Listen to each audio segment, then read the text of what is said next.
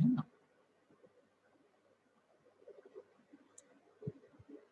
Lecture को मैंने download कर दिया है रिकॉर्डेड मोड पे। After the finishing this lecture I will upload this lecture in our YouTube channel, so you can avail from there.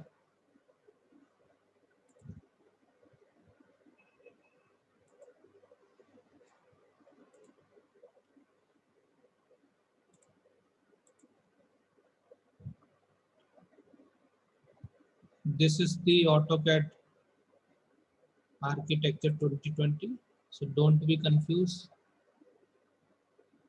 Architecture, mechanical, electrical, whatever, सारी जानकारी आपको मिलने वाली है और स्टेप टू स्टेप मैं आपको समझाने वाला हूँ। सबसे पहले मैं आपको कुछ स्लाइड्स के माध्यम से आपको बता दूं।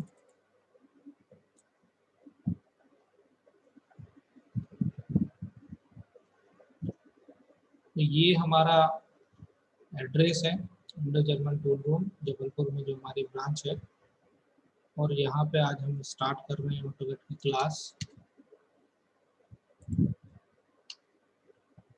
सबसे पहले अपन समझेंगे कि व्हाट इज कैड, कैड क्या होता है और मैकेनिकल इंजीनियरिंग में कैड के क्या यूजेस हैं, और कैड के ओवरऑल क्या एप्लीकेशन है अलग अलग फील्ड्स में, वो भी हम आपको बताएंगे। तो कैड क्या होता है? तो कैड होता है, CAD stands for computer aided design and computer aided drafting. Computer aided design and computer aided drafting, computer के माध्यम से डिजाइन करना और उसकी ड्राफ्टिंग करना।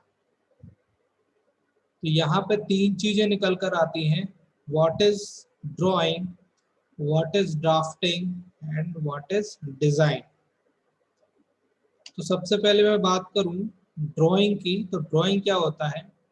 Drawing is the rough sketch which gives some message और इंफॉर्मेशन अबाउट द प्रोडक्ट। उदाहरण के लिए ये हमारा कोई ड्राइंग है और ये केवल और केवल रफ स्केच है, there is no dimension, so that we can say only the drawing, this is the drawing. इस ड्राइंग का कोई यूज नहीं होगा because there is no dimension, इसीलिए इसको हम ड्राइंग कहते हैं। इसके बाद अगला जो आता है दैट इज कॉल्ड ड्राफ्टिंग। जिस ड्राइंग में हम डायमेंशन प्रोवाइड करा दें वो कहलाती है ड्राफ्टिंग, ठीक है। और drafting is a language of engineer with expect scaling measurement accuracy and with standards, ठीक है। मतलब कि जब हम कोई ड्राइंग को बनाते हैं और उसकी डायमेंशनिंग कर देते हैं तो वो क्या कहलाती है? ड्राफ्टिंग कहलाती है। और ड्राफ्टिंग जब हो जाती है तो उसका हम आगे के प्रोसेस में उपयोग करते हैं। अब जो ड्राफ्टिंग होती है, ड्राफ्टिंग में कैसे ड्राफ्टिंग करना है, तो ड्राफ्टिंग की कुछ एक यूनिट्स होती हैं, उन यूनिट्स को हम क्या करते हैं, उन यूनिट्स के माध्यम से ड्राफ्टिंग करते हैं, जैसे कि ANSI, ISO या ASEE, ठीक है। तो इतने प्रकार से हम क्या कर सकते हैं? ड्राफ्टिंग कर सकते हैं। और भी कई मेथड्स होती हैं ड्राफ्टिंग करने की, तो वहां पे भी जाके हम इनको क्या कर सकते हैं? ड्राफ्टिंग कर सकते हैं, ठीक है। 3 more student are waiting। इसके बाद अगला आता है हमारा डिजाइन। तो design is a complete prototype with analysis and manufacturing. जब हम किसी ऑब्जेक्ट की ड्राफ्टिंग कर देते हैं तो फिर वो फाइनल डिजाइन कहलाता है। उसका हम प्रोटोटाइप तैयार करते हैं और उस प्रोटोटाइप की हम क्या करते हैं? मैन्युफैक्चरिंग करते हैं। जैसा कि हम सब देखते हैं इंडस्ट्री में या हमारे मार्केट में थाउजेंड्स प्रोडक्ट हैं, डिफरेंट डिफरेंट सेक्टर्स के प्रोडक्ट हैं, और सारे जो प्रोडक्ट हैं वो बनते हैं किसी कंपनी में, किसी मैन्युफैक्चरिंग कंपनी में, और उस कंपनी में सबसे पहले उस प्रोडक्ट को बनाने के लिए डिजाइनिंग यूनिट या R&D unit, research and development unit होती है, जो कि रिसर्च करती है उस पर्टिकुलर प्रोडक्ट को बनाने में, देन उसको मार्केटिंग में मार्केट पर लॉन्च करती है। ठीक है, तो ये कहलाता है डिजाइनिंग। इसी प्रकार मैं बताऊं आपको, तो 3D ऑब्जेक्ट क्या होता है और ये कैसा होता है। तो जैसे कि ये आप देख रहे होंगे, ये कोई ऑब्जेक्ट है जो कि ऑटोकैड पे बना हुआ है। इसमें 3 व्यू दिए हुए हैं, आप देख पा रहे होंगे। एक व्यू यहाँ पे दिया हुआ है, एक ये दिया हुआ है, एक ये दिया हुआ है, एक ये दिया हुआ है। एक है आपका फ्रंट व्यू, ये है आपका टॉप व्यू, ये है आपका फ्रंट व्यू, और ये है आपका साइड व्यू, और ये कहलाता है आइसोमेट्रिक व्यू। ये सारी चीजें भी आपको आगे समझ में आएंगी, स्टेप टू स्टेप मैं सारी चीजों को कवर करूंगा। ठीक है,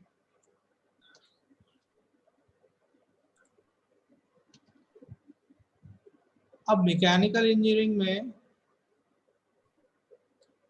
क्या करना होता है। तो मैकेनिकल इंजीनियरिंग जो करता है काम, वो ड्राफ्टिंग करता है, डिजाइनिंग करता है, प्रोटोटाइप तैयार करता है, एनालिसिस करता है ना, और ऑटोकैड पे ये सारे काम करता है। ठीक है, सिविल इंजीनियरिंग की भाषा में मैं बात करूं तो सिविल इंजीनियरिंग ये काम नहीं करता है। सिविल इंजीनियर्स इस पे क्या करता है, केवल प्लान एंड लेआउट, जो घर या बिल्डिंग की डिजाइन है वो तैयार करता है। ये जो हम लेक्चर ले रहे हैं ये सभी ट्रेड्स के लिए है।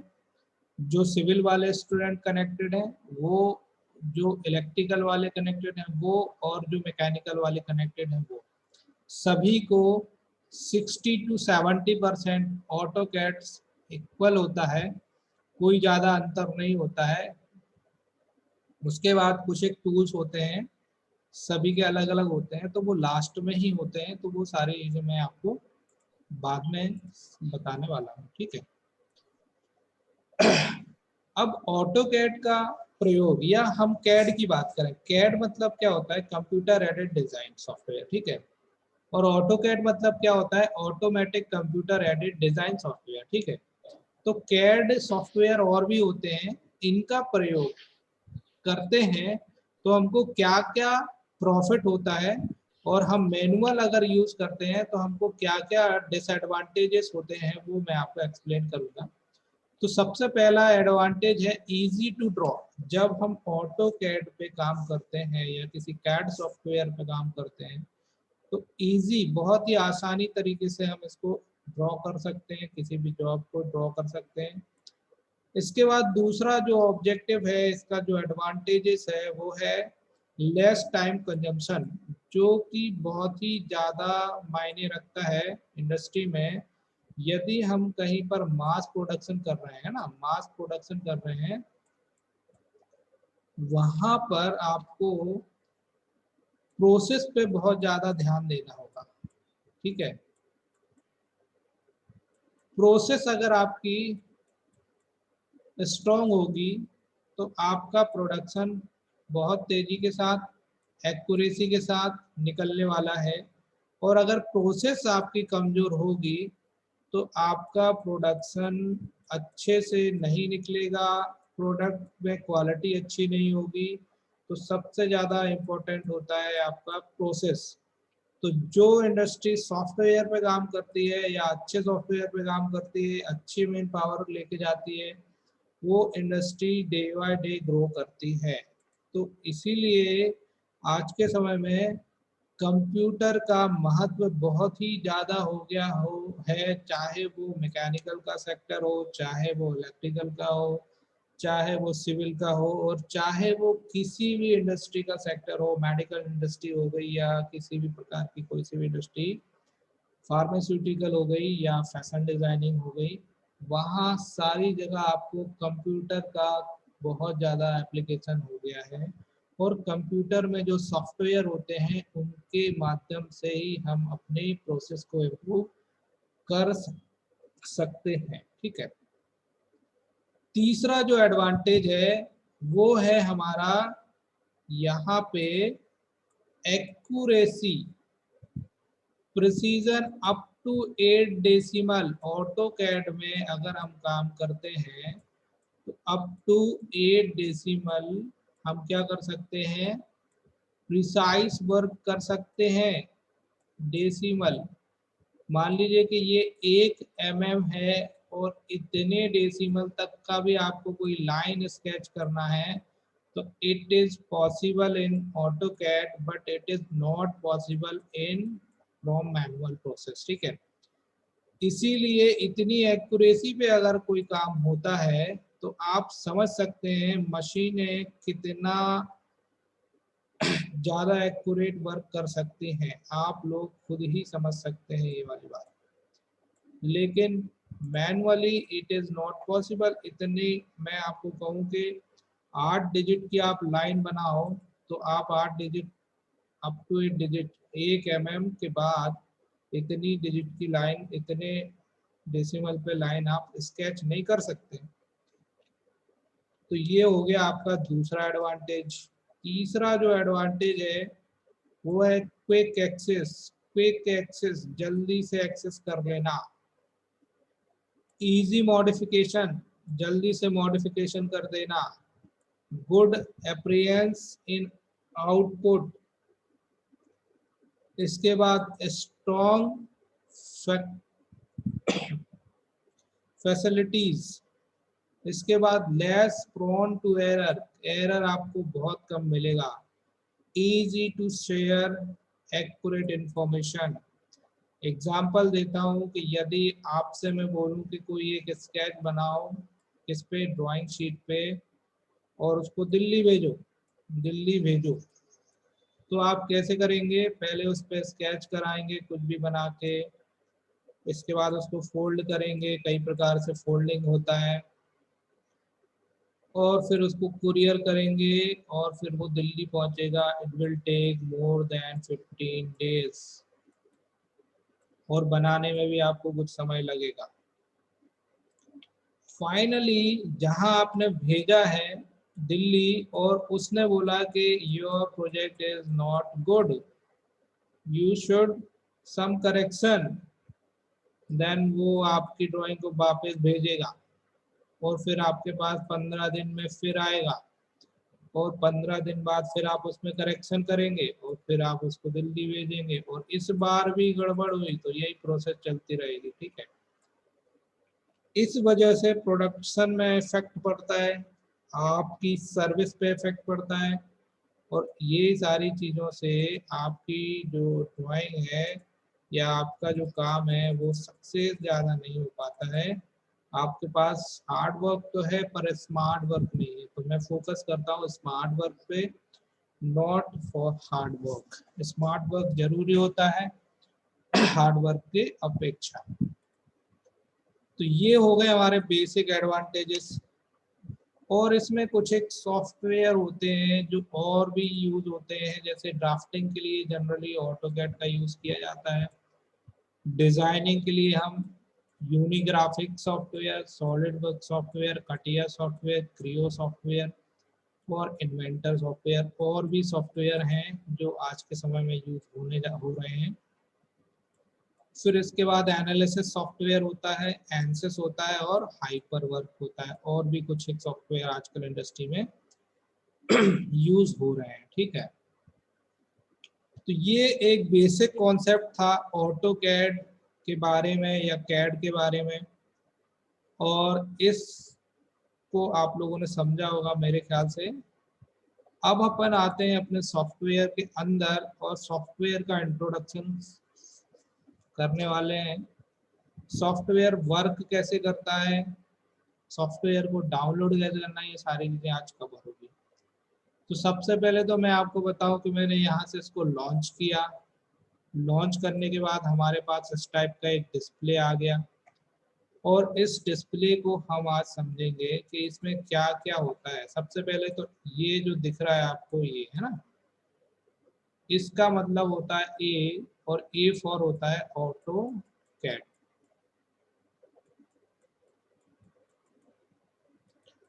ऑटोमेटिक कंप्यूटर एडेड डिजाइन, इसका फुल फॉर्म होता है ऑटोमेटिक कंप्यूटर एडेड डिजाइन। यहाँ पे आपको मैं बताऊं तो ये जो ऊपर वाली जो लाइन है ये, this is called quick access tool बार।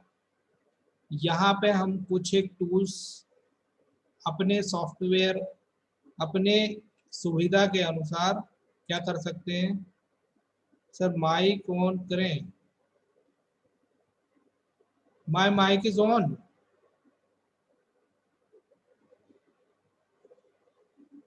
मेरा माइक ऑन है, आप लोगों को आवाज आ रही है? सर वो कैमरा कहते होंगे सर, कैमरा ऑन करने के कहते यस होंगे सर, सर। ऑन है sir. Camera is not need, कैमरे की अंदर आवश्यकता नहीं है।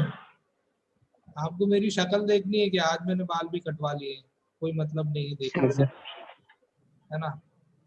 तो अपन 15-20 दिन बाद थोड़े बड़े हो जाएंगे, तब कैमरे से आपको अपना इंट्रोडक्शन दिखाएंगे, ठीक है। कैमरे की आवश्यकता नहीं है, हमको पढ़ना है। पीछे कौन बात कर रहा है उसको छोड़ दो, अभी आप इस डिस्प्ले पे फोकस करो। ये डिस्प्ले आपको मदद करने वाला है, मैं थोड़ी करूँगा। तो क्विक एक्सेस टूल बार में जैसे कि एक ये टूल है, जैसे कि ये एक टूल है, ओपन करना, नई फाइल लाना, सेव करना, सेव एज करना, और उसको दूसरे फॉर्मेट में सेव कर देना या प्रिंट कर देना, अंडू रीडू कर देना, ये सारी चीजें किसके अंतर्गत आती हैं, क्विक एक्सेस के। और यहाँ पे हम और भी टूल्स इनको ऐड कर सकते हैं। यहाँ पे आप देखोगे लिख रहा है ना customize quick access tool bar. ये जनरली सभी सॉफ्टवेयर में होता है, ऑटोकैड में भी ये होता है। तो जितने में अभी राइट क्लिक है वो अभी क्विक एक्सेस टूल बार के अंतर्गत ऊपर एक्टिवेट है, ठीक है। और माइक को म्यूट कर लीजिए, जिनका भी ऑन हो ना अभी, तो माइक को भी म्यूट कर दीजिए। और भी टूल बार हम यहाँ से ऐड कर सकते हैं, ठीक। पहली चीज तो ये हो गई। इसके बाद अपन बात करें यहाँ पे, तो ये आप देख रहे होंगे, this is the software name AutoCAD architecture 2020 software है। और ये जो लिखा हुआ है ड्राइंग.1, ड्राइंग.1, हाँ जी।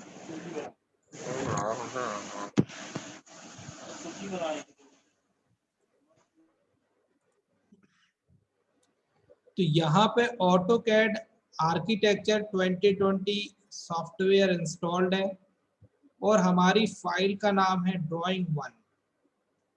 और dwg is the extension name of the AutoCAD file। और ये जो dwg फाइल होती है, ये जब ऑन होगी या जब किसी भी सॉफ्टवेयर, किसी भी कंप्यूटर में सपोर्ट करेगी, जबकि आपके पास ये सॉफ्टवेयर इंस्टॉल होना चाहिए। मतलब ऑटोकैड सॉफ्टवेयर इंस्टॉल होगा तो ही ये फाइल ओपन होगी। इसके अलावा यदि कोई दूसरा सॉफ्टवेयर इस फाइल को ओपन करने में अलाउ करता है या उसका ऐसा डिजाइन किया गया है कि वो ये फाइल सपोर्ट करेगी, तब भी आपकी ये वाली फाइल ओपन हो जाएगी। बट यदि आप कहोगे MS ऑफिस या MS वर्ड खोलने पे ये खुल जाए और ये आपको सपोर्ट कर जाए, तो ये नहीं होगी सपोर्ट। इसीलिए मैंने आपको बताया कि DWG is the extension of AutoCAD, और ये एक्सटेंशन वहीं पर सपोर्ट करेगा जो सॉफ्टवेयर इसको अलाउ करेंगे, ठीक है। इसके बाद ये जो पूरा का पूरा आप देख रहे हैं function, this is called ribbon. ये कहलाता है रिबन। रिबन हिंदी में फीता बोलते हैं, लेकिन यहाँ पे रिबन के अंदर कुछ टूल बार सेट हैं, ऑटोमेटिकली सेट हैं। और इन टूल बार के माध्यम से हम क्या कर सकते हैं, अपनी ड्राइंग को स्केच कर सकते हैं। और कैसे स्केच करेंगे वो हम आगे सीखेंगे, ठीक है।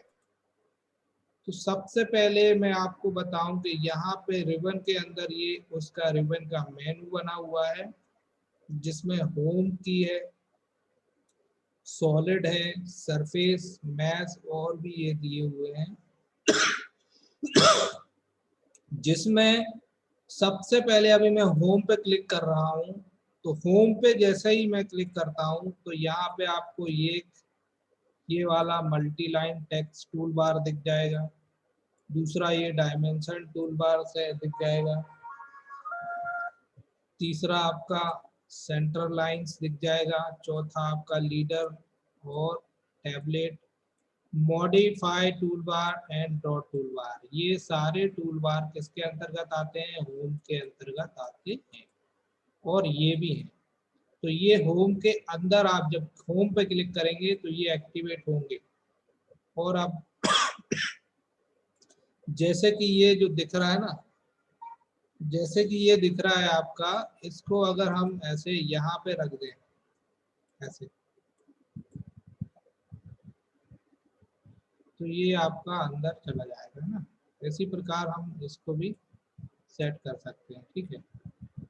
तो ये होम के अंदर आपको ये सारे टूल बार ऐसे मिलेंगे। अब अगला जो है उसको हम बोलते हैं सॉलिड। सॉलिड के अंदर भी कुछ एक टूल बार होते हैं, उन टूल बार का भी कैसे यूज करना है, तो ये यहाँ से ओपन होंगे। इसके बाद आता है सरफेस टूल बार। इसके अंदर भी कुछ एक टूल बार होते हैं, वो यहाँ से यूज होते हैं। ऐसे आता है मैश, ऐसे आता है विजुअलाइज, ऐसे आता है इंसर्ट। अब इंसर्ट टूल बार में क्या क्या यूज हो सकता है, जैसे कि मैं आपको बताऊं तो पीडीएफ को भी इंपोर्ट कर सकते हैं हम, यहाँ पे ब्लॉग को भी क्रिएट कर सकते हैं, और कोई नई फाइल जो इस पे सपोर्ट करे उसको हम क्या कर सकते हैं, इसमें अंदर इंसर्ट करा सकते हैं, ठीक है।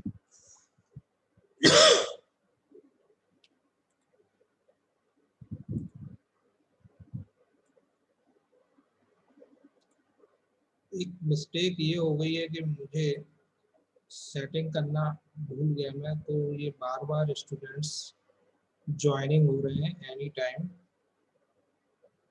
तो अपन इसको अगली बार से ध्यान देंगे, क्योंकि वो पुरानी लिंक में मैंने सेटिंग करी थी और दूसरी लिंक में ये सेटिंग नहीं हो पाई क्योंकि टाइम हो गया था आप लोग क्लास शुरू करने का। इस वजह से ये बार बार स्टूडेंट्स उस समय कनेक्ट हो रहे हैं ना। तो अपन कहाँ थे? इस मेनू ब्राउजर में, और इसमें हम थे इंसर्ट के अंदर। तो ऐसे जो नाम होता है, मैं आपको बता दूं कि जिस टूलबार का जैसा नाम है वैसा उसका फंक्शन होगा।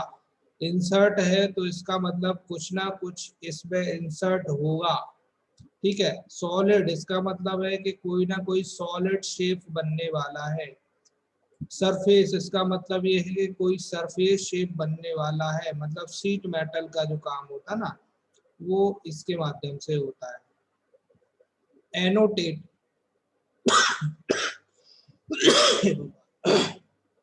एनोटेट का मतलब होता है मेजरमेंट करना। अब इसमें मेजरमेंट टूल जैसे ये दिया हुआ है, मल्टी लाइन टेक्स्ट दिया हुआ है। किसी ऑब्जेक्ट को आप बनाओगे तो उसको उसका नाम भी देना पड़ेगा, तो उसको हम बोलते हैं मल्टी लाइन टेक्स्ट। ऑब्जेक्ट बनाने के बाद हमको डायमेंशनिंग करनी पड़ेगी, जैसे कि सीधी लाइन को मेजर करना है तो लीनियर से करेंगे। अगर लाइन सीधी तो है बट किसी एंगल पे दी हुई है, अलाइन से उसको मेजर करेंगे। एंगुलर को दो दो ऑब्जेक्ट के बीच के एंगल से मेजर करेंगे। आर्क की लेंथ को इससे मेजर करेंगे, जैसा नाम है वो देखिए। रेडियस है तो रेडियस को मेजर करेंगे रेडियस के माध्यम से, और डायमीटर है तो डायमीटर के माध्यम से, जॉग है तो जॉग के माध्यम से, ऑर्डिनेट है तो ऑर्डिनेट्स के माध्यम से। देखो ये सब दिया हुआ है। ऐसे करके आप सेंटर मार्क कर सकते हैं, लीडर्स तैयार कर सकते हैं, और भी चीजें हैं यहाँ पे दी हुई हैं, ये सारी चीजें होंगी। फिर अगला आता है व्यू। अब व्यू का क्या मतलब है? व्यू का मतलब कि जो आपका जॉब है, जो आपका ऑब्जेक्ट है, वो ऑब्जेक्ट जब बन जाएगा या उसको बनाते समय किसी ऑब्जेक्ट का अगर 3D ऑब्जेक्ट है तो साइड व्यू देखना है। तो साइड व्यू कैसे देखेंगे, टॉप व्यू कैसे देखेंगे, बॉटम व्यू कैसे देखेंगे, आइसोमेट्रिक व्यू कैसे देखेंगे, और वो व्यू को आपको सॉलिड में देखना है या केवल लाइन लाइन में देखना है, वायर फ्रेम में देखना है, तो वो सारी एक्टिविटी किसके अंतर्गत आएंगी, वो आएंगी इसके अंतर्गत। तो यहाँ पे आप देख सकते हो, यहाँ पे बहुत सी चीजें दी हुई है, जैसे कि यहाँ पे आप अनसेव्ड व्यू में देख रहे हैं, top view, bottom view, left view, right view, front view, back view, isometric के 4 व्यू, और भी चीजें हैं।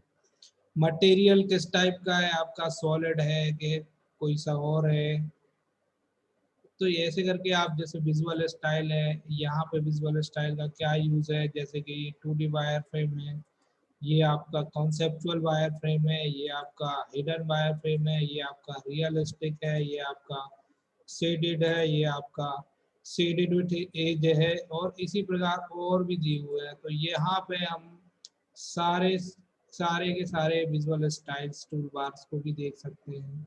Now you can see here, यहाँ पे कुछ और लिख के आ रहा है, ये सारी चीजें मैं अभी आपको स्टेप टू स्टेप एक्सप्लेन कर रहा हूँ। आज केवल ऑटोकैड का फंक्शनिंग समझेंगे, ऑटोकैड कैसे काम करता है और इसका यूज क्या है, वो चीजें अपन समझेंगे, ठीक है। फिर जैसे कि मैंने आपको बताया कि अभी अपन ने इसके बारे में पढ़ा, इसके बारे में, होम के बारे में, है ना। तो होम में हमारा सबसे पहले तो प्राइमरी सॉफ्टवेयर, प्राइमरी जो हमारा टूल बार होता है वो होता है ये, this is the draw tool bar, और इसके माध्यम से हम स्केच करते हैं। स्केचिंग नहीं करेंगे तो आप कोई से भी टूल्स का यूज नहीं कर सकते हैं, दैट्स वाई हम इसको कहते हैं प्राइमरी टूल बार या स्केचिंग टूल बार, इसको आप बोल सकते हो। After that this is the modified tool bar. जब हम इस टूल बार से कुछ एक चीज़ों को स्केच करते हैं तो उसमें हम कुछ मॉडिफिकेशन करना चाहते हैं, so we can use this tool bar. And modification आपको पता होता है, मॉडिफिकेशन मतलब होता है, मान लीजिए कि मैंने कोई चीज़ ये बनाई और मैं चाहता हूँ इसको यहाँ से कट करना, तो मुझे इस टूल बार के टूल्स हेल्प करेंगे। इस टूल बार के टूल्स केवल बनाने में मदद करेंगे और इसके टूल्स केवल उसके मॉडिफिकेशन में हेल्प करेंगे। यदि मैं चाहता हूं कि ये जो ऑब्जेक्ट है ऐसे दो और बन जाए, कितने, दो और बन जाए, तो मैं इसी को कॉपी कर दूंगा, एक, कॉपी, दो, तो यहाँ पे कॉपी भी इसके अंतर्गत आएगी। मैं चाहता हूं कि ये वाला टूल्स जो जॉब है वो यहाँ से उठ के यहाँ आ जाए, तो मैं इसको मूव कर दूंगा मूव कमांड से, ठीक है, तो ये यहाँ उठ के आ जाएगा। तो ये सारे जो फंक्शन है ये किसके अंतर्गत आएंगे, मॉडिफिकेशन टूल बार के अंदर आएंगे, ठीक है। जो व्यू टूल बार आपने यहाँ देखा हुआ है, it is also situated in home tab key. You can see this is the view toolbar and this is the draw toolbar and this is the modify toolbar. तो यहाँ से भी आप एक्सेस कर सकते हैं और यहाँ से भी आप एक्सेस कर सकते हैं, आप चाहें जहाँ से वहाँ से एक्सेस कर सकते हैं, ठीक है। तो व्यू टूल बार के अंदर मैंने आपको बताया था कि वायर फ्रेम्स क्या होते हैं, front view, top view, side view क्या होते हैं, वो अभी मैंने आपको बताया, ठीक है। राजेंद्र कनेक्ट क्यों नहीं हो रहा?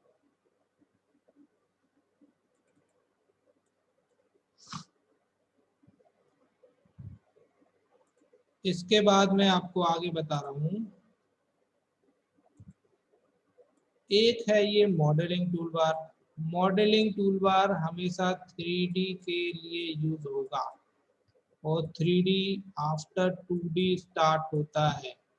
तो जब हम 2D में एक्सपर्ट हो जाते हैं देन 3D शुरू करते हैं, क्योंकि 2D से ही 3D बनती है, 2D के अलावा 3D नहीं बन सकती है। शुरुआत आपको यहीं से करनी पड़ेगी, 2 डायमेंशन स्केच से, देन 3 डायमेंशन स्केच पे हम आएंगे। तो this tool bar also situated in home tab section, ये भी आप देख सकते हैं, लेयर ये भी आप देख सकते हैं। तो मेन फंक्शन तो है हमारे होम का और उसमें सबसे पहला ये और दूसरा ये, फिर उसके बाद ये सब, ठीक है।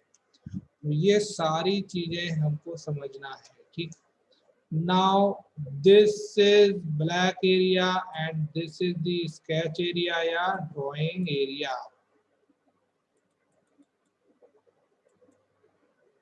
ठीक है। इस एरिया में हमको ड्राइंग बनानी है। ये पूरा का पूरा जो एरिया दिया हुआ है आपको स्केचिंग के लिए दिया हुआ है। यहाँ पे आप कुछ एक टूल्स दे सकते हैं, ये शॉर्टकट है। यस राज,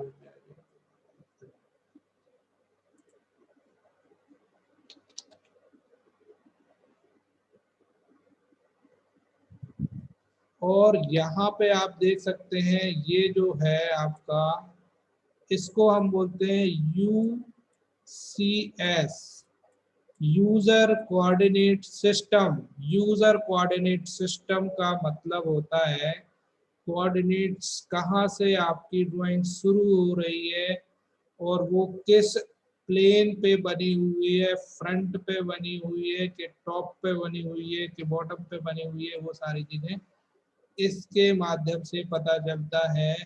और this is the two axis UCS, y axis that is the y axis and z x-axis that is the x-axis, and this is called 0,0 offset. ये 0,0 ओरिजिन पॉइंट होता है यहाँ पे, ठीक है। तो ये जो है हम किसी भी ऑब्जेक्ट को के पास ले जाके भी सेट कर सकते हैं, अदरवाइज इसको कॉर्नर पे भी रख के हम इसको सेट कर सकते हैं। Now you can see this line, ये वाली है ना, केवल व्हाइट वाली है ना, this is called command prompt. क्या बोलते हैं इसको? कमांड प्रॉम्प्ट या कमांड विंडो। कमांड प्रॉम्प्ट या कमांड विंडो या command LINE, command prompt, command window, command line, कुछ भी आप बोल लो इसको। इसका मेन फंक्शन क्या होता है, इसको मैं ऊपर लेके जा रहा हूँ। यस, दिस कमांड विंडो या command prompt use for typing a command. if you forget the toolbar name but you know the name of command, then you can type। मान लीजिए कि कोई आप कमांड यूज कर रहे हैं, जैसे कि मैं बोलूँ एक लाइन कमांड है ना, लाइन कमांड है और लाइन कमांड का यूज करना है, but you don't no line command कहाँ पे बनी हुई है, कहाँ पे मिलती है, कौन से टूल बार में होती है, आपको पता नहीं है। तो just type a name line in this bar, ये क्या होगी, एक्टिवेट हो जाएगी और फिर वो फंक्शन करनी शुरू कर देगी without accessing any main tool bar. ये मेन ब्राउजर है ना, मेन है ना, मेन है ये, इनके अंदर भी बहुत सारे हैं ना। तो ऐसे करके हम कमांड लाइन पे का यूज करते हैं। It will also help to instruct you and suggest you, ये आपको इंस्ट्रक्शन भी प्रोवाइड कराएगी, सजेशन भी देगी और आपको नेक्स्ट स्टेप क्या लेना है वो भी आपको बताएगी। कमांड लाइन विंडो कहलाती है ये ना। यदि ये आपके डिस्प्ले से गायब हो गई, यदि ये आपके डिस्प्ले से गायब हो गई या आपके डिस्प्ले पे नहीं है, देखो यहाँ लिख के आ रहा है ना कमांड लाइन है कमांड विंडो, तो you can, do you want to close the command line window and window again press control+9 button आप दबाएंगे तो it will reactivated inside और allow to close command line, अगर यस करेंगे तो ये क्लोज हो जाएगी और नो करेंगे तो ये नहीं क्लोज होगी। तो यदि ये आपके डिस्प्ले पे नहीं है तो जस्ट प्रेस control+9, बहुत ही आवश्यक टूल है, आपको इसका बहुत ज़्यादा यूज होने वाला है। मैं एक बार आपको इसको गायब करके दिखाता हूँ और लेके आऊंगा, ठीक है। यस कर दे रहा। अभी मैं कंट्रोल+9 बटन, 9 नंबर की बटन दबा रहा हूँ, तो ये ऑटोमेटिकली डिस्प्ले पे आ गई, ठीक है। अब अपन बात करें, this is the last one end this is the last line, and what is the name of this? This is called status toolbar. The status toolbar basically इसकी वजह से बोला जाता है, ये देख रहे हैं number, and these number are representing the coordinates of this UCS, x और y की पोजीशन क्या होती है, उसकी वजह से ये पूरा का पूरा जो है स्टेटस टूल बार कहलाता है। और it is the X and it is the Y, ठीक है। एक्स और वाई की पोजीशन को बतलाता है। देखो ये कर्सर आगे पीछे लेके जा रहा हूँ, देखो आपकी नजर यहाँ होनी चाहिए। हाँ, ये जो है कर्सर को आगे पीछे लेके जाने पे चेंज होती है। देखो ये कर्सर आगे पीछे गया, ये देखो इधर आया, ये आया, इधर आया, ये इधर, ये देखो लगभग 0 हो गया, ऑफसेट 0,0। अभी इसको 0 कर देंगे तो बिल्कुल ये यहाँ 0,0,0 X Y Z, because Z axis is not shown so that it is 0। जब अपन 3D पढ़ेंगे तो ये क्या होगा, आपका एक्स वाई जेड तीनों की तीनों आपकी डायमेंशनिंग रोटेट होने लग जाएगी, ठीक है। Now from here to here, here, these are toggles key, toggle key, toggles key का यूज होता है ड्राइंग बनाते समय कोई डिफिकल्टी आती है तो उस डिफिकल्टी को ये सॉल्व करते हैं, शॉर्ट करते हैं, आपको मदद करते हैं, so that we can say these are helping key. हम इनको हेल्पिंग की भी कह सकते हैं, और हेल्पिंग की बहुत ज़्यादा ज़रूरी होती है। यदि ये ऑन ऑफ नहीं होंगी तो आप काम नहीं कर सकते हो। As per the requirement we can activate it and unactivate. उदाहरण के लिए मैंने कहा कि भैया एक लाइन बनाना है सीधी, अब तो ये टेढ़ी बन रही लेकिन मुझे बिल्कुल सीधी चाहिए, तो मैं बार बार सीधी लाइन कैसे बनाऊं, मुझे कई बार उसको एडजस्टमेंट करने में बहुत समय लगेगा। और यदि सॉफ्टवेयर पे भी समय लग रहा है तो क्या मतलब, इसको भी यूज मत करो, है ना। इसीलिए डेवलपर ने ये सारी चीजों को ध्यान में रखते हुए इन की का भी इस्तेमाल करना बताया कि ये कैसे आपको मदद करेंगी। उदाहरण के लिए कि सीधी लाइन बनानी है तो यू शुड ऑन दिस की, दिस इज द ऑर्थो की। What is the name, ortho. Ortho की का यूज क्या होता है, हॉरिजॉन्टल लाइन बनाने में और वर्टिकल लाइन बनाने में, ठीक है। अभी मैं केवल ये पेन से चला रहा हूँ, अभी मैंने फंक्शन ये इनका यूज नहीं किया है ना, आपको ये यूज करके बताऊंगा। अभी मैं केवल अपना ये जो अपना ड्राइंग, ये क्या कहते हैं, पेन होता है ना जूम में, उसका यूज कर रहा हूँ। तो ये वाली जो की है, ये वाली की ऑर्थो की कहलाती है। इसका काम हॉरिजॉन्टल लाइन वर्टिकल लाइन में बनाने में किया जाता है। Once you activated your mouse resist for making horizontal और वर्टिकल लाइन ओनली। जब आप इसको ऑन कर देंगे तो आपकी जो ड्राइंग है, आपकी जो लाइन कमांड है, वो केवल हॉरिजॉन्टल और वर्टिकल लाइन ही बनाएगा, इसके अलावा कोई दूसरी लाइन नहीं बना पाएगा। So that this is very important tool for making horizontal and vertical lines. Now you can see this tool. This is the toolbar, but this is the tool, this is the tool, this is the tool, this is the toolbar, ठीक है। Tool bar मतलब क्या होता है, इसको tool bar क्यों बोला गया, बार मतलब एक इस टाइप का शेप होता है, और इसमें अगर अपन ऐसे ऐसे टूल रख दें तो ये टूल बार कहलाएगा। और इस टूल को, इसमें कौन से टूल रखें उसका अपन नाम दे दें, तो इसको उस टूल बार के नाम से जाना जाएगा। ठीक है, ऐसे करके इसमें जो जो टूल रखे गए हैं ये स्केचिंग में किए जाते हैं यूज, इसी वजह से इसका नाम रखा गया ड्रॉ। इस टूल्स का यूज मॉडिफिकेशन में किया जाता है, इसलिए इनका नाम रख गया मॉडिफाई। व्यू टूल बार के अंदर जो जो व्यू से एक्टिविटी, व्यू से रिलेटेड एक्टिविटीज होती है, तो इसलिए इसका नाम रख दिया अपन ने व्यू टूल बार। ठीक है, ऐसे करके अपन क्या करते हैं, टूल बार का नाम लिखते हैं और उसी टूल बार के नाम के हिसाब से क्या करते हैं अपन, उसको पहचानते हैं। ठीक है, so this is called polar. अब I know what is the name of this tool, but you don't know and you want to know about any tools.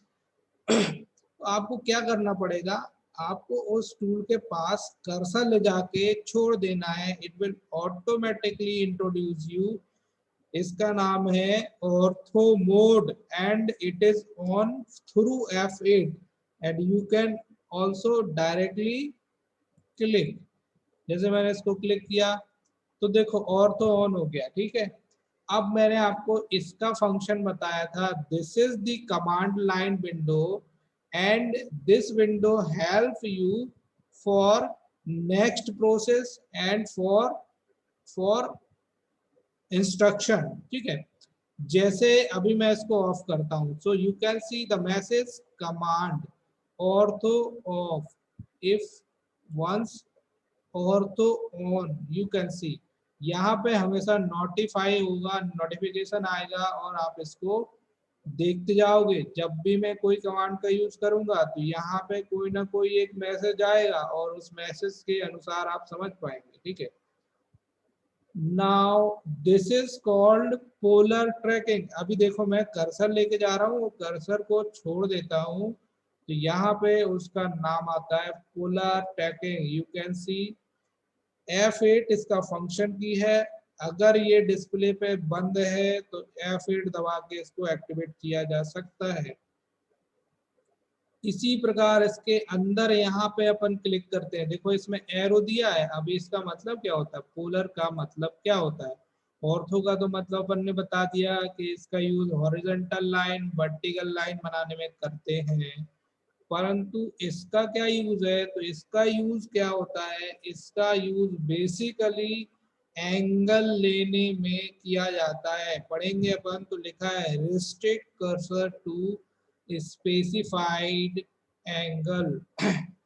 ठीक है, मतलब कि अगर मैंने कहा कि भाई एक लाइन बनाओ, उस लाइन का एंगल होना चाहिए क्या, 30 degree.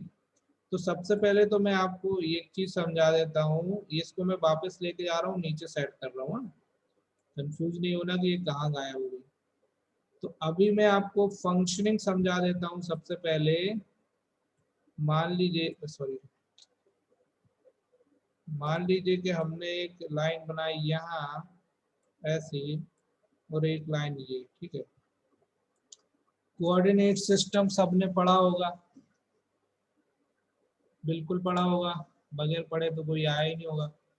This is the 0 0 0, 0 and this is the first coordinate, this is the second coordinate, this is the third coordinate and this is the fourth coordinate. You can, this is x axis and this is the y axis, ये चीजें आप लोगों ने पढ़ी हैं।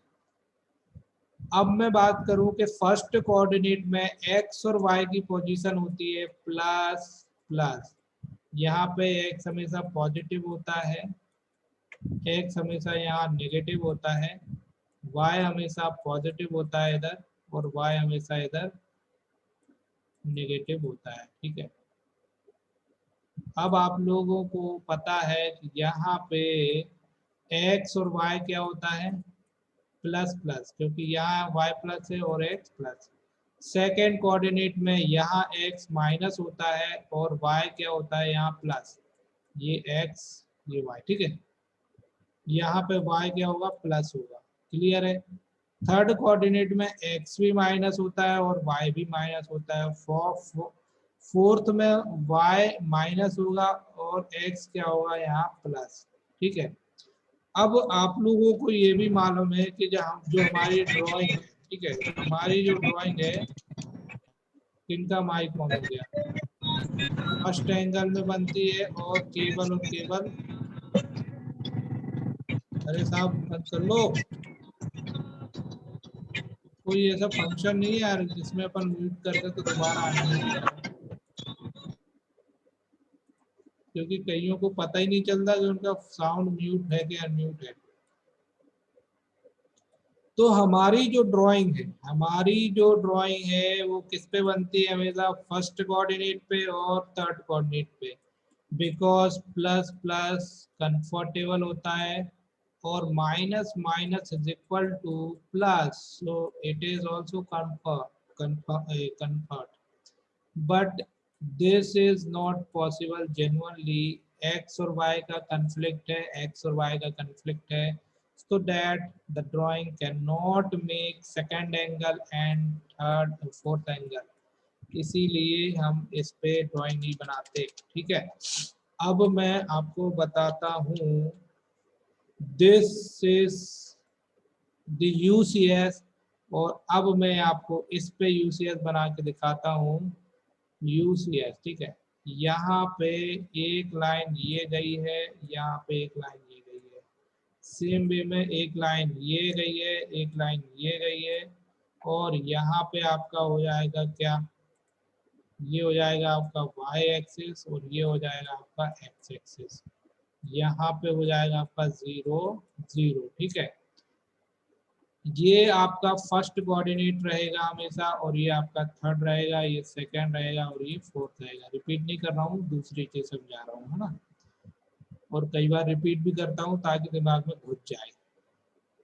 अब देखो, ये जो है आपका, ये कौन सा वाला एंगल रिप्रेजेंट कर रहा है, ये first, because of this is first, तो इसको हमेशा फर्स्ट एंगल से ही रिप्रेजेंट करते हैं, ये इसी कॉर्नर पे रहता है ऑटोकैड में, ये फर्स्ट एंगल प्रोजेक्शन को ही रिप्रेजेंट करता है। ये चीज तो समझ में आ गई होगी। अब जो नई चीज है वो क्या है, एंगल जो हमारे हैं वो कौन से एंगल हैं, कहाँ कहाँ होते हैं, वो मैं बता रहा हूँ। ठीक है, तो ये वाली जो लाइन है, this is 0 0 line, so the angle is 0 degree. You can सी इस लाइन पे कितना एंगल होता है, 0 डिग्री होता है, यहाँ पे 0 होता है। अब प्रश्न आता है, पूरा समस्या जो फंक्शन है ना, इसको समझाने के लिए बता रहा हूँ, ये पूरा बिल्कुल इन डीप कोई नहीं बताएगा इतना है। अभी ये जो 0 0 है, इसके ऊपर की ओर अपन ऐसे जाते हैं इधर, तो दिस इज 90 डिग्री, और इधर आते हैं तो ये आता है 180 डिग्री, इधर आते हैं तो 270 डिग्री, इधर आते हैं तो 360 डिग्री। समझ में आ रहा, यहाँ पे समझ लो कि ये हो गया 0 डिग्री, ये हो गया आपका 90 डिग्री, ये हो गया आपका 270 सॉरी 180, और ये हो गया आपका 270 डिग्री, ये वाले पॉइंट पे ना, और ये आ गया आपका वापस से 360। समझ गए, इसी पे 0 और इसी पे 360 होता है, तो हमेशा ऑटोकैड में एंगल काउंटर क्लॉकवाइज शुरू होता है, ये बताने के लिए समझाया है। काउंटर क्लॉकवाइज क्या होता है, अगर वो नहीं मालूम है तो मैं आपको बता दे रहा हूँ कि घड़ी चलती है हमारी this direction, this is called clockwise, और ऑटोकैड का एंगल शुरू होता है काउंटर इस डायरेक्शन पे शुरू होता है, तो इसी वजह से ये कहलाता है counter clockwise direction. You can see the angle from start here and end from here. ठीक है, यहीं पे 0, यहीं पे 360 डिग्री है। ठीक, अब मैं बता रहा हूँ, हम चाहते हैं इसका यूज करना, और what is the name is this toolbar, this is called polar tracking. Polar tracking का यूज एंगल में लाइन लेने के लिए यूज किया जाता है, एंगल में लाइन लेने के लिए यूज किया जाता है। अभी हमने इसीलिए यहाँ पे देखा कि पोलर ट्रैकिंग के बाजू में एक एरो बना हुआ है, वो एरो का क्या यूज है वो अब समझ में आएगा। अब हम इस एरो पे क्लिक करते हैं, ये किया अपन ने click. Now you can see various types of angle shown in this pop-up window, and you can see 90, 180, 270, 360। जो 90 से डिवाइड हो जाए वो यहाँ पे एक लाइन में बनाए गए, 45 से हो जाए वो ये इस पे, 30 से हो जाए इसमें, और ये ऐसे करके, और कुछ डिवाइड नहीं भी होते हैं, कुछ होते भी है ना। तो जैसे कि उदाहरण के लिए हमको मालूम है ज्यादा करके 30 डिग्री, 60 डिग्री, 90 डिग्री यूज होता है। तो हमको अगर कोई लाइन लेनी है 30 डिग्री पे, तो हम क्या करेंगे, उसको यहाँ पे एक्टिवेट कर लेंगे। जैसे कि यहाँ 30 डिग्री बाय डिफॉल्ट सेट है, सो हमारी लाइन जो है वो 30 डिग्री पे ही बनने वाली है। यदि अगर अपन ऐसे 45 पे चाहिए तो अपन इस पे ऐसे क्लिक कर लेंगे, और अब अपन देखते हैं अपनी जो लाइन है वो 45 डिग्री पे बनेगी कैसे, वो अभी आपको बताएंगे आगे। पर मेन फंक्शंस इसके जो है वो अपन ऐसे आपको बता रहे हैं ना, ऐसे करके 23 degree, 18 degree, 15 degree, 10 degree, 5 degree. और अपन को और भी चाहिए तो यहाँ ट्रैकिंग में जाओ, add the new angle from here and okay it will shown in this list. कौन सी वाली लिस्ट, इसी लिस्ट पे यहाँ पे हम उसको ऐड कर सकते हैं न्यू करके, वो भी शो करेगी। ऑटोमेटिक एंगल भी लेना आता है, वो भी आपको आगे बताने वाले हैं, ठीक है। तो कोई दिक्कत नहीं है, अपन सारी चीजें पढ़ेंगे आज। अब अपन आगे बात करें, ये समझ में आ गया। इसी प्रकार ये होता है object snap tracking. Object snap का यूज होता है, पढ़ेंगे अगर अपन इसको। शो स्नैपिंग रेफरेंस लाइन, मतलब कि मैंने आपको बोला, क्या बोला कि भैया एक लाइन बनानी है ये, तो अपन पूछते हैं कि how many point in this line. So it is not possible to say various, मतलब say how many, but basically there in this line there is 3 point. कौन से होंगे वो बताते हैं। This is one, this is second and this is third. This is the one end, this is the another end. इसको हम हमेशा end point बोलेंगे। There is no start point. Line में कभी भी स्टार्ट पॉइंट नहीं बोला जाता है, हमेशा क्या बोला जाता है, पहला छोर और लास्ट का छोर, या ये छोर या ये छोर, है ना। तो ये एंड पॉइंट है, और ये भी क्या है भैया, ये भी एंड पॉइंट है। इसी प्रकार this is the mid point, और इनको रिप्रेजेंट करने के लिए कौन से वाले टूल का यूज किया जाता है, ये, इसका नाम है polar, sorry, object snap tracking. यहाँ पे अगर आप क्लिक करते हैं, देखो ये कैसे आया मैं बता रहा हूँ। इसको राइट क्लिक करते हैं और यहाँ पे आप ऐसे क्लिक करते हैं। Now drafting setting window is open, or now you can see the object snap tracking, polar tracking, 3D object tracking, dynamic input, object snap and grid। बहुत सारे टूल्स हैं। तो अभी अपन को जो एडिट करना है, समझना है, वो ये है, इसी का संबंध है इससे, इसी का संबंध है इससे। नाउ यू कैन सी, जो स्टूडेंट कभी ऑटोगेट के इंटरव्यू में बैठते हैं तो interviewer ask you the symbolic representation, है ना। क्या पूछेगा वो कि भैया ये बताइए इसका क्या मतलब है। So this is represent and point, this is represent mid point, this is represent centre point, This is represent geometry center point. This is node. This is coordinate, intersection, extension, parallel, tangent और parallel sorry perpendicular. ये देखो, इनको याद कर लेना है, याद तो नहीं करना है, बट आप जब काम करेंगे, रोज रोज प्रैक्टिस करेंगे, तो इनके जो पॉइंट है ये ऑटोमेटिकली दिमाग में बैठ जाएंगे और ये कौन सा आपको शो करेगा आपको पता चल जाएगा। तो ये पॉइंट को एक्टिवेट करना है, तो उसके लिए हमारे पास ये विंडो ओपन हुई and this is called object snap and this is the name, what is the name of this window, drafting setting. अभी ये राइट क्लिक दिख रहे हैं सब में, समटाइम्स ये राइट क्लिक नहीं दिखेंगे। अपन को क्या करना है, अलाउ, ठीक है, इसको अपन को ऐसे, ये देखो यहाँ दिख रहा है, यहाँ पे कई बार एक आध दो चालू होंगे और बाकी बंद होंगे।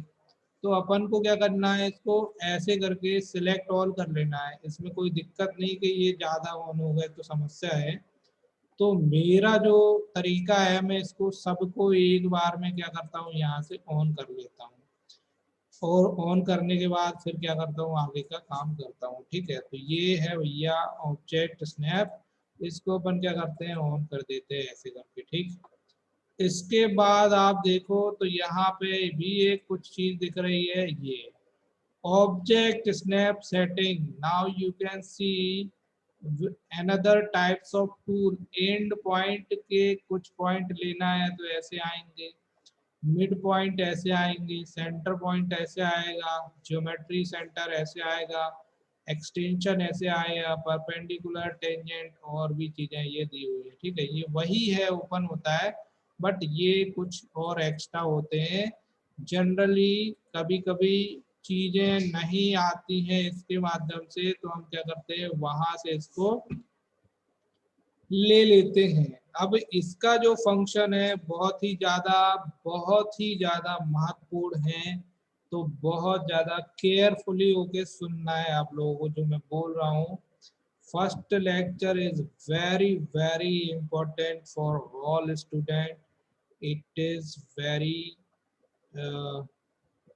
important to learn, to understand about AutoCAD architecture, AutoCAD mechanical, AutoCAD electrical। ठीक है, यदि मैं आपको डायरेक्टली ड्राइंग बनाना सिखाने लग जाऊं तो आप लोगों को मैं सिखा दूंगा, पर दिमाग में जो कॉन्सेप्ट है, जो मजा है, जो शुरुआती लेक्चर के थ्रू दिया जाता है, वो नहीं आएगा। और इस वजह से आप लोगों को जो जीरो से शुरू करता है वो नहीं समझ में आया। इसीलिए मैं जीरो से बता रहा हूँ, बिल्कुल फर्स्ट क्लास है आपकी, बेस क्लास है और वो समझना जरूरी है। ठीक है, यहाँ पे आप देख रहे होंगे लाइन की थिकनेस दी हुई है। अभी ये लाइन वगैरह क्या होती है वो सब समझेंगे। फिर यहाँ पे आपको स्केल दिया हुआ है, ये 1:1 है, 1:2 है, 1:5 है, 1:5 है, 1:7.5 है, और यहाँ पे कस्टम भी दिया हुआ है,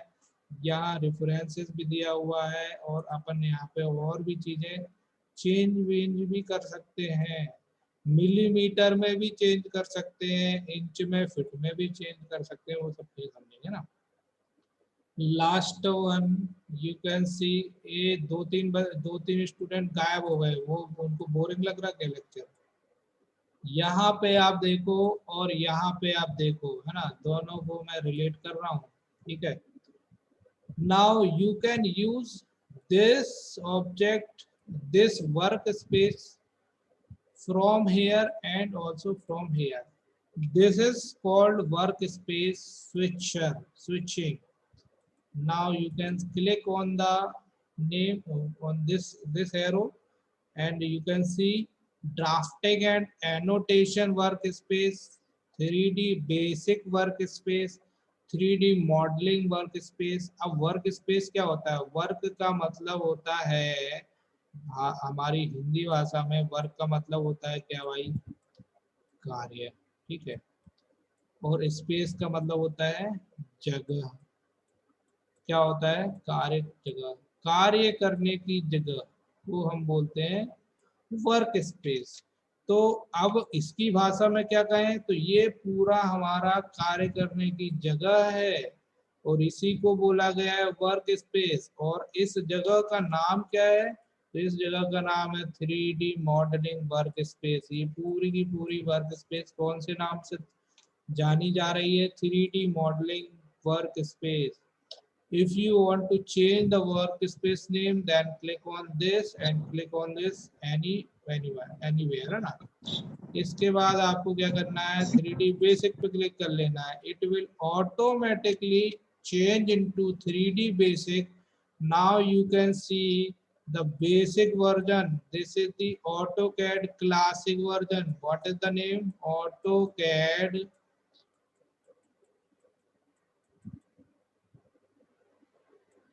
क्लासिक। ये ऑटोकैड क्लासिक वर्जन होता है। ये बिल्कुल एक एक टूल बार को इंडिविजुअल सेपरेटली आपको बताता है और इसके माध्यम से भी हम ड्राइंग को बना सकते हैं। ये भी अभी बताने वाला हूँ, है ना। भागना नहीं है, पूरी क्लास लेना है किसी को भी। जी सर जी। हाँ, तो यहाँ पे अपन को वर्क स्पेस चेंज करने का दिया गया है। यहाँ पे भी आपको वर्क स्पेस चेंज करने का दिया गया है। इसके बाद अंत में आपको यहाँ बता रहे, अभी केवल ये है ना, इधर और भी कुछ एक टूल है। यहाँ पे आपका कुछ और टूल्स दिए हुए हैं। सारे के सारे टूल की फंक्शनिंग जो है मैंने आपको बता दी, कैसे कहाँ से क्या काम करना है, कैसे इसकी फंक्शनिंग होती है और कैसे स्केच करते हैं। ठीक है, अब ये जो देख रहे हैं जिसको मैं मूव कर रहा हूँ, what is this? This is the cursor और you can see the design of cursor. This is two types: during selected command and not selected command। ठीक है, जब जब हम कोई कमांड सिलेक्ट करते हैं तो ये जो है हमारा कर्सर कैसा होता है? ये जो कर्सर है हमारा, जब हम कोई कमांड सिलेक्ट करते हैं तो ये कर्सर होता है ऐसा। और जब हम कोई कमांड सेलेक्ट नहीं करते हैं तो ये कर्सर होता है ऐसा। मतलब कि इसके अंदर ये स्क्वायर टाइप का एक शेप आता है। इसको देख के हम समझ सकते हैं कि there is no command selected. और जैसे ही कोई कमांड लेते हैं तो समझ लीजिए कि भैया यहाँ पे हमने कोई सी कमांड ले रखी है। ठीक है, तो ऐसा हम इसका यूज करेंगे। ठीक, अभी आपको मैंने basic introduction functions AutoCAD 3D modelling workspace का बताया है। चूंकि मैं हमेशा सजेस्ट करता हूँ स्टूडेंट्स को कि वो क्लासिक मोड को समझें, और जैसे ही वो क्लासिक मोड को समझ जाते हैं उनको किसी भी वर्जन में किसी भी वर्क स्पेस में काम करने में प्रॉब्लम नहीं होती है। तो अभी मैं आपको ऑटोकैड क्लासिक वर्जन, जो कि इसमें 3D बेसिक के नाम से शो हो रहा है, उसको एक्टिवेट कर रहा हूँ। केवल आपको इस पर क्लिक करना है। You can make drawings in this work space, there is no problem. You can also make drawing in this workspace, there is no problem। or you can also make 3D basic option, there is no problem। सारे के सारे work space same होते हैं। आप किस work space में comfortable हैं you can decide, and you can learn all types of work space, है ना। You can use all types of work space, no problem. ठीक है, अभी जैसे कि मैंने ऑटोकैड क्लासिक वर्क स्पेसिस का एक्चुअल नेम जो है 3D बेसिक ना होके ये कहलाता है ऑटोकैड क्लासिक। ऑटोकैड क्लासिक होता है। और ये जो क्लासिक वर्जन होता है ये जनरली कहाँ पे यूज होता था? ऑटोकैड 2002 से 1 से लेके 2013 तक मिलता था ये। 2002 वर्जन, 2001 वर्जन से 2013 तक ये क्लासिक वर्जन आता था। 14 से इंटरफेसेस चेंज हो गए हैं, लेकिन अपन इसको क्लासिक वर्जन में कर सकते हैं। सर ये स्टेप फिर से बता दीजिए। देखो भैया, ये जो ऑटोकैड क्लासिक है, ये इसको आपको सेट करना होता है। जनरली मैं आपको बताऊं कि this version is not show in this architecture 2020 software. You have to set it, you have to make some settings. After setting it will show। ठीक है, ये जो है कुछ सेटिंग करने के बाद इस पे आता है, वो सारी चीजें मैं आपको बताऊंगा। फर्स्ट ऑफ ऑल आप अभी ऑटोकैड क्लासिक वर्जन के बारे में समझ लें, कैसे फंक्शन करना है वो आप समझ लें, फिर उसके बाद मैं सब बताऊंगा। अभी मैंने यहाँ से चेंज किया है, ठीक है। तो अब जैसे मैंने ऑटोकैड क्लासिक वर्जन को क्लिक किया है, तो ये क्लासिक वर्जन में आ गया। अब ये क्लासिक वर्जन कैसे लाना है वो आगे समझेंगे जब हम क्लास करेंगे। आज अपन को इंट्रोडक्शन समझना है, और ये बहुत ही ज़्यादा ज़रूरी है, बहुत ही ज़्यादा स्ट्रॉन्ग लेक्चर होता है। मैं 1-1.5 घंटे से अभी बोल रहा हूँ, कंटिन्यू, पानी भी नहीं पिया है, और मुझे एक और लेक्चर लेना है, लेकिन मैं आप लोगों का लेक्चर अभी ले रहा हूँ, अभी इसको कंप्लीट करूँगा, फिर बाद में उनका दूसरे दूसरे जो बैचेस है उनका लेक्चर लेने वाला हूँ, ठीक है। सो आप कनेक्ट रहिए, ठीक है। ओके, ठीक है। एंड आप लोगों से रिक्वेस्ट है कि there is no need to say thank you, hi, hello, good afternoon, good morning. मेरी आप लोगों को हमेशा शुभकामनाएं हैं, लेकिन ये क्या करता है, ये जो है हमारी ट्रेनिंग को डिस्टर्ब करता है। हमको मालूम है आप हमारी रिस्पेक्ट करते हैं, ऑनर करते हैं, ये हमको बहुत अच्छा लगता है, बट ना हमको हमारा मेन ऑब्जेक्ट है पढ़ना, और ज़्यादा से ज़्यादा पढ़ना, समय पे सब कुछ समाप्त कर लेना। तो ऑनलाइन क्लासेस में हम कुछ चीज़ों को इग्नोर करते हैं, ये सब चीज़ों से समय बर्बाद होता है। इसलिए केवल लीगल चीज़ों को ही आपको अपने सॉफ्टवेयर ग्रुप्स में सेंड करना है, अपने व्हाट्सएप ग्रुप पे सेंड करना है। जो लीगल क्वेश्चंस है वो सेंड कर देना है, good afternoon, good morning, good, और ये कुछ भी करने की जरूरत नहीं। मैं हमेशा समझूंगा कि आप लोग मेरी रिस्पेक्ट करते हो, मैं आप लोगों का आदर करता हूँ, मुझे कोई दिक्कत नहीं है ना, ठीक है। ये मैं मेरे तक पढ़ाने का तरीका थोड़ा सा डिफरेंट है, तो मैं समझता हूँ कि पढ़ाने के समय केवल पढ़ाई, बाकी की चीजें बाद में, है ना। तो अपन अपन क्या कर रहे हैं अभी, ऑटोकैड क्लासिक के बारे में पढ़ रहे हैं या समझ रहे हैं। अभी ऑटोकैड क्लासिक क्या होता है वो समझेंगे, ठीक है। तो जनरली ऑटोकैड क्लासिक में भी क्विक एक्सेस टूल बार होता ही है, यहाँ पे ये हमेशा होता है, और यहाँ पे ये हमेशा होता है, यहाँ पे ये हमेशा होता है, ये सारी चीजें हमेशा होती है, ये भी होता है। But there is no ribbon, there is no ribbon except there is new function। this is called menu browser। क्या कहलाता है ये, मेनू ब्राउजर।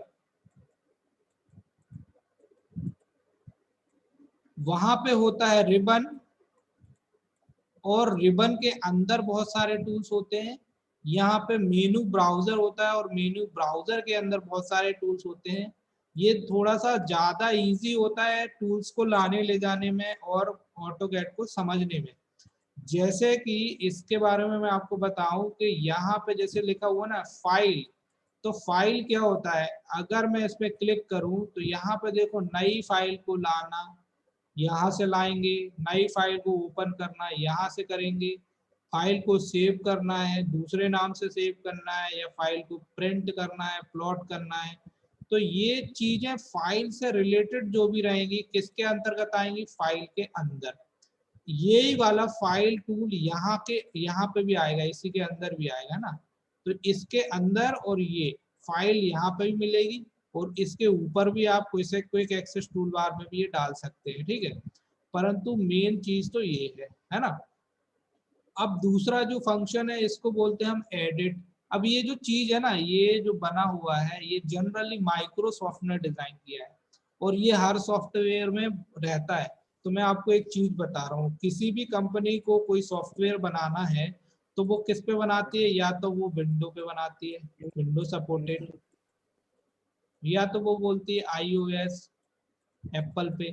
तो ये जो है ना, ये सारी चीजें, ये कुछ एक टूल्स मिला के ऑटोकैड बनाया गया है, विंडो सपोर्ट कर रहा है।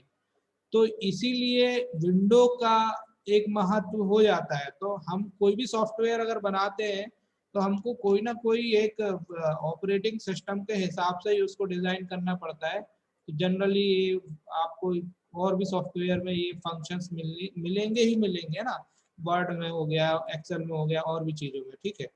तो जैसे दूसरा वाला जो दिया हुआ है एडिट, एडिट के अंदर दिया हुआ है undo, redo, cut, copy, paste, delete, select, ये सारी चीजें किसके अंतर्गत आएंगी, ये आएंगे आपका एडिट के अंदर, ठीक है। फिर आता है अगला व्यू। जो मैंने आपको बताया था उस समय भी व्यू, यहाँ पे भी व्यू है। अब इसमें बिल्कुल आपको सेपरेट समझ में आएगा। इस टूल बार का यूज कहाँ करते हैं वो देखेंगे। जब जब हम यहाँ से कोई फाइल लेते हैं और फाइल बना लेते हैं, तो बनाने के बाद आपको उसको कुछ एडिटिंग करना है, कट कॉपी पेस्ट करना है, तो इसका यूज करते हैं। जब वो फाइल बन जाती है तो इसका यूज होता है। जैसे कि उस ऑब्जेक्ट को जूम करके देखना है, तो जूम के कई प्रकार है, रियल टाइम है, प्रीवियस है, विंडो है, डायनामिक है, स्केल ऑब्जेक्ट है। जूम को इन करना है, आउट करना है, मतलब कोई ऑब्जेक्ट छोटा दिख रहा है तो उसको बड़ा करना है, कोई बड़ा दिख रहा है तो उसको छोटा करना है। ये सारी चीजें जो है आपकी व्यू के अंदर जूम में मिलेंगी। पेन का मतलब क्या होता है, पेन का मतलब होता है कि माउस के पंजे को, मतलब माउस के स्क्रॉल को पकड़ के कोई एक ऑब्जेक्ट यहाँ से पकड़ के आप दूसरी जगह डिस्प्लेस कर दो, दैट इज कॉल्ड पेन। देखो यहाँ पेन के भी 5-6 टाइप हैं, down, up, right, left and point and realistic. So यहाँ पे पेन का फंक्शन समझ में आएगा। फिर एक होता है स्टीयरिंग व्हील। अब ये स्टीयरिंग व्हील क्या होता है तो मैं बता रहा हूँ, देखो this is the steering wheel, you can see the steering wheel. There is various types of tool situated: ortho, zoom, rewind, pane, look, center, walk, up, down, ठीक है। तो स्टीयरिंग व्हील के अंदर भी कुछ ना कुछ टूल्स दिए हुए हैं ना। तो ये जो चीज है ना, ये चीज अपन क्या करेंगे आगे अच्छे से समझेंगे। ये मैं आपको केवल इंट्रोडक्शन समझा रहा हूँ कि इनके क्या फंक्शन है, कहाँ से क्या यूज होते हैं। अब जैसे किसी को फिल्म बनानी है, फिल्म मतलब चलचित्र, एनिमेशन बनाना है जैसे सपोज दैट कि कोई स्टूडेंट ने रैक एंड पिनियन की एक ड्राइंग बनाई और they want to run that object, so we can use, they can use this, ठीक है, टू शो देयर फिल्म। अपन इसका यूज करना सीखेंगे। फिर इसके बाद अगला आता है ऑर्थो। अभी ये ऑर्थो क्या होता है साहब, तो देखो इसमें ये बना हुआ है constrained orbit, free orbit and continuous orbit. अभी ये मैं आपको समझा रहा हूँ चित्र के माध्यम से। यहाँ पे मान लीजिए कि अपना ये एक गोला बना हुआ है। गोला मतलब मैं अपनी हिंदी भाषा ज्यादा इस्तेमाल करता हूँ, गोल बोल लो, गोला बोलो, कुछ भी बोल लो यार ना। मान लो कि यहाँ पे एक ऑब्जेक्ट है, यहाँ पे एक ऑब्जेक्ट है, यहाँ पे ऑब्जेक्ट है, और हम इस ऑब्जेक्ट को कहीं किसी डायरेक्शन में घुमा के देखना चाहते हैं। तो इसको आपको यहाँ पे इस डायरेक्शन में इसको घुमा दो, या आप इस डायरेक्शन में घुमा दो, या आप इसको इस डायरेक्शन में घुमा दो, या आप इसको इस डायरेक्शन में घुमा दो। तो ये ऑर्बिट इसको घुमाएगा। मतलब कि जैसे अगर मैंने कोई ऑब्जेक्ट बनाया, 3D बनाया, तो मैं चाहता हूँ, अभी ये क्या है, हमारे पास तो कंप्यूटर है, हमारे पास क्या है, कंप्यूटर है, और कंप्यूटर के सामने हम बैठे हैं, दैट इज कॉल्ड क्या, फ्रंट व्यू। हम किस पे बैठे हैं, हम फ्रंट व्यू पे बैठे हुए हैं, और फ्रंट व्यू से ही हम कुछ कुछ देख रहे हैं। हम कंप्यूटर के टॉप पे जाके ये चीज नहीं देख सकते हैं। सो दैट यहाँ पे ऑर्बिट टूल का यूज होता है बहुत ज्यादा। ऑर्बिट टूल के माध्यम से हम बैठे बैठे, अगर ये ऑब्जेक्ट 3D है और हम चाहते हैं टॉप व्यू पे जाना, तो टॉप व्यू बन जाए, दिख जाएगा, साइड व्यू जाना, साइड व्यू दिख जाएगा। बॉटम व्यू पे जाना तो बॉटम दिख जाएगा, बैक व्यू पे जाना तो बैक व्यू दिख जाएगा। तो ये चीजें बहुत ज्यादा आवश्यक हैं, ठीक है। तो ऑर्बिट टूल का प्रयोग हम यहाँ पे करेंगे, ठीक है। यहाँ पे ऑर्बिट दिख रहा है, तो ये फिर कैमरा लगा सकते हैं। कैमरे का यूज कहाँ होता है, जैसे ही मान लो कोई नक्शा बना रहा है और उसने बहुत बड़ी बिल्डिंग बनाई, बहुत बड़ा प्रोजेक्ट है, तो किसी पर्टिकुलर रूम में उसको प्रोजेक्शन देखना है, तो वो क्या कर सकता है, कैमरे का यूज कर सकता है। क्लियर स्क्रीन का नाम ही है, क्लियर कर देना, ओवरऑल स्क्रीन को क्या कर देना, क्लियर कर देना। फिर ऐसे करके व्यू पोर्ट आते हैं। व्यू पोर्ट मतलब क्या होता है, जैसे 1 view port, second view port, third view port, fourth view, मतलब कि ये समझ लो कि अभी क्या है, ये एक व्यू पोर्ट है और this is the single one view port. You want to change into 4, then you can click on the 4 view port, है ना। 4 व्यू पोर्ट कैसे आएगा, यहाँ से अपन इसको 4 कोऑर्डिनेट इक्वल में डिवाइड कर सकते हैं। Now you can C first view port, second view port, third and fourth. मतलब एक ड्राइंग आप जब बनाएंगे तो उसके 4 भाग आ जाएंगे, यहाँ पे 4 जगह देखेगा। इसको आप सेट कर दो 3D में, इसको कर दो आप टॉप में, इसको कर दो आप फ्रंट में, इसको कर दो आप साइड में। यही जो अभी मैंने आपको बताया था ना, वो 4 व्यू पोर्ट, कौन सा बताया था मैंने, स्लाइड में बताया था। एक आइसोमेट्रिक ड्राइंग थी, एक यहाँ टॉप था, यहाँ एक साइड था, एक तो उसको 4 व्यू पोर्ट में ऐसे करके उसने बना के दिखाया था। तो ये व्यू पोर्ट कैसे करना है, ये सारी चीजें अपन आगे पढ़ेंगे, है ना। अभी अपन सिंगल में ले लेते, ठीक। फिर अपन आगे बात करें तो देखो 3D व्यू। 3D व्यू क्या होते हैं, तो you can C top, bottom, left, right, front, back. But 3D अभी फंक्शन क्या होता है, 3D और 2D क्या होती है वो समझना है।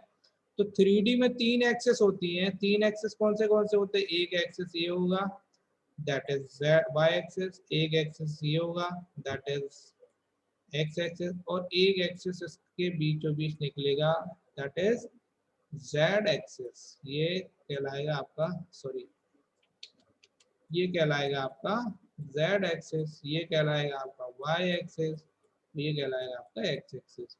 तो ये कैसे आएगा, मैं आपको बहुत बेसिक फंक्शन बता दे रहा हूँ।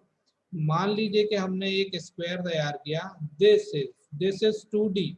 You can C, you can C in this, देखो अभी मैं आपको बता रहा हूँ ना, 2 मिनट रुकना। ये यस, ये जो है आपका क्या है, y है। ये किस तरफ बन रहा है, ये y साइड बन रहा है। ये किस तरफ बन रहा है, ये आपका z साइड, x साइड बन रहा है। और ये वाला कौन सा है, तो ये भी तो x साइड ही बन रहा है ना। और ये वाला कौन साइड बन रहा है, तो ये भी तो y साइड ही बन रहा है ना। तो यहाँ पे हम कह सकते हैं ना, नहीं कह सकते। ये हो गया आपका y1, तो ये हो जाएगा y2। ये हो गया आपका x1, तो ये हो जाएगा x2। but there is no z-axis, so that this is 2-dimensional drawing. This is the 2D, जिसमें 2 एक्सिस काम करें वो कहलाती है 2D। और डायरेक्शन देखना, यहाँ पे z का डायरेक्शन अभी नहीं बनाया, जो कि अभी मैंने बनाया था। अब मैं z का डायरेक्शन बनाने जा रहा हूँ। अभी आपको बिल्कुल कॉन्सेप्ट क्लियर हो जाएगा 2D और 3D का। तो यहाँ पे 2D तो समझ में आ रही, ठीक है। अब अपन देखो, जेड का डायरेक्शन बना रहा हूं मैं, जेड का डायरेक्शन बना देता हूं इस तरफ, ठीक है। बना दिया। अब जेड का जो डायरेक्शन बनाया है उसी तरफ लाइन बनाता हूं। तो ये जेड की लाइन है, इसको मैंने खींचा, सॉरी, इसको मैंने खींचा इस तरफ, ये, फिर इसको मैंने खींचा इस तरफ 2, इसको मैंने खींचा ये 3, और इनको क्या करना है, मिलाना। जैसे ही आपका जेड एक्सिस बना, ये आपका जेड एक्सिस आ गया। You can see this, there is various types of views generated. Now you can decide and you can examine. This is the top view, this is the left view, this is the front view, this is the side right view, this is the bottom view, and you can see इसके पीछे opposite, front के opposite back, है ना। तो ये तीनों view कब आए, जब आपका जॉब किस पे बना, 3D में बना, जब ये 3D में बना तो ही ये एक्टिवेट हुए। 2D में था तो केवल या तो हम उसको फ्रंट बोल लो, या उसको टॉप बोल लो, या उसको साइड बोल लो, ठीक है। लेकिन जैसे ही 3D में आया तो फ्रंट का अपोजिट बैक आ गया, टॉप का अपोजिट बॉटम आ गया, और साइड का अपोजिट राइट का लेफ्ट आ गया। तो 3 मेन और 3 अपोजिट आ गए, ठीक है। तो ये हो गया आपका top view, bottom view, side view, left view, right view. तो यहाँ पे आप देखोगे तो देखो top view, bottom view, left view, right view, front view, back view, और एक होता है आइसोमेट्रिक, ये भी सब समझाऊंगा, है ना। तो यहाँ पे आप लोग देख सकते हो कि आपको किसी भी व्यू में एक्सेस करना है तो डायरेक्टली क्या कर लो, इस पे आप जाके उस व्यू को सिलेक्ट कर लो, या तो ऑर्बिट के माध्यम से उसको घुमा के उस व्यू पे चले जाओ, ये और ये एक ही है ना। तो यहाँ एक समझ में आएगा। फिर अगला आता है, मैं जो मेन मेन वो बता रहा हूँ ना, फिर आता है विजुअल स्टाइल। यहाँ पे जो बताया था 2D wire frame, hidden, realistic, solid form में देखना है, कॉन्सेप्चुअल या रियलिस्टिक, और केवल आपको हॉलो फॉर्म में देखना है। जैसे कि मैं आपको बोलूँ कि अगर हमारा एक्सरे हो तो हमारा समझ लो 2D वायर फ्रेम रहेगा, केवल अंदर की हड्डियां हड्डियां दिखेंगी और शरीर हमारा सॉलिड नहीं है। तो 2D wire frame is called X-ray, and यहाँ पे भी एक्सरे है ना, समझ जाना। बट कॉन्सेप्चुअल इज कॉल्ड या यूज फॉर सॉलिड फॉर्म। जैसे कि मैं आपको देख रहा हूँ या आप हमको देख रहे हैं, या किसी व्यक्ति को विशेष को देख रहे हैं, वो उसके 3D फॉर्म में हमारी जो बॉडी है, हमारा जो कंस्ट्रक्शन है, उसमें हमारे पास हमारे शरीर में लंबाई भी होती है, और लेंथ होती है, विड्थ होती है, और हाइट होती है, ठीक है। तो हमारा ये तीनों को मिला के क्या करते हैं, हम ड्राइंग को अपने आप को देखते हैं, ठीक है। सर ये रिकॉर्ड वीडियो कब यूट्यूब पे अपलोड होगा? After the completion of this lecture I will upload, don't worry brother. मैंने बोला कि मेरे को पढ़ाने दो यार, अभी मैं सब दूंगा, ठीक है। देखो अभी लय जो रहती है ना वो डिस्टर्ब होती है, इसलिए बीच बीच में ये नहीं। तो इसी प्रकार हम विजुअल स्टाइल्स में जाके क्या कर सकते हैं, ये सारे के सारे क्या कर सकते हैं, वायर फ्रेम्स का यूज कर सकते हैं डिस्प्ले के अंदर। जैसे UCS, this is the UCS, मैं आपको एक्सप्लेन कराया है कि यूसीएस क्या होता है। सो you can C UCS icon, this is the UCS icon, and cube और भी चीजें। तो इसकी सेटिंग करना है, जैसे कि ये आप देख रहे हैं ना, यहाँ पे अगर मैं ओरिजिन पे ऐसे क्लिक कर दूं तो ये फिक्स हो जाता है, it is not movable now, है ना। अगर मैं इसको वापस जाऊं और ये यूसीएस पे इसको ओरिजिन पे क्लिक कर दूं तो you can see this is movable, है ना। यहाँ पे आप देखोगे तो ये आगे पीछे मूवेबल होना शुरू हो गया, तो ये इसकी सेटिंग भी है ना। जब अपन ड्राइंग बनाएंगे ना तो सारी चीजें आपको स्टेप टू स्टेप इजी, बिल्कुल इजीली समझ में आ जाएंगे ना। अब अपन आगे बात करें, बस 10 मिनट और दो, आप लोगों का लेक्चर खत्म करेंगे, कहीं पे भागना नहीं है ना।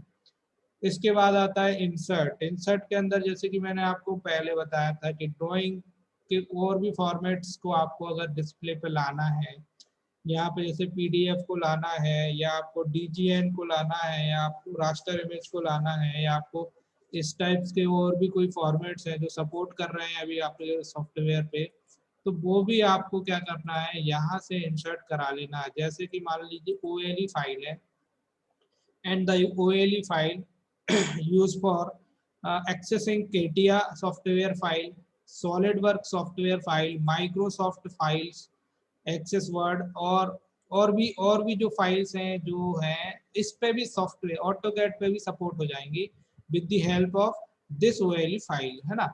जैसे कि इस पे एक दिया हुआ है आपको, क्या नाम से, PDF file, you can click on the PDF directly and access any PDF in this display. If you have any PDF then click on the name of the PDF, है ना। सॉरी बेकार वाला आ गया। हाँ, हाँ, हाँ।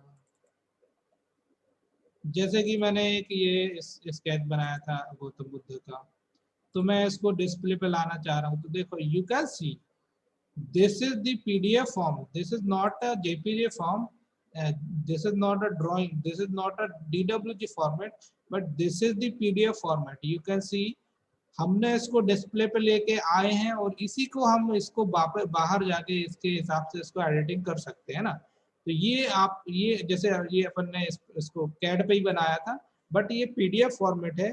पीडीएफ में आपका कैड नहीं खुलेगा, बट कैड में पीडीएफ खुल जाएगा, सपोर्ट करता है ना। तो ऐसे करके हम और भी फॉर्मेट्स जो इस पे सपोर्टेड हैं वो हम ला सकते हैं। हमने इसको डिलीट कर दिया, ठीक। तो ऐसे करके हम इंसर्ट में वो सारी चीजें, जैसे रास्टर इमेज से हम जेपीजे ला सकते हैं। जेपीजे में जैसे मेरे पास एक स्केच है, you can see this is the raster image, this is the JPG format, है ना, ठीक है। तो ऐसे करके हम ला सकते हैं।